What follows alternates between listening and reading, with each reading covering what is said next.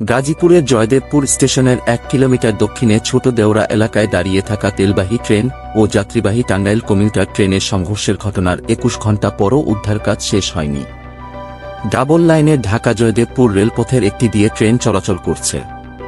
উদ্ধার কার্যক্রম শুরু হয় গতকাল শুক্রবার বিকেল ৪টার দিকে।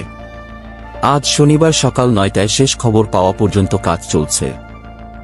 রেলওয়ে সূত্রে জানা গেছে, গতকাল সকাল ১০টা ৫০ এই সংঘর্ষের ঘটনার পর জয়দেবপুর স্টেশন দিয়ে ঢাকার সঙ্গে উত্তর পশ্চিম রেললাইনে ট্রেন চলাচল প্রায় ২.৫ ঘণ্টা বন্ধ থাকে।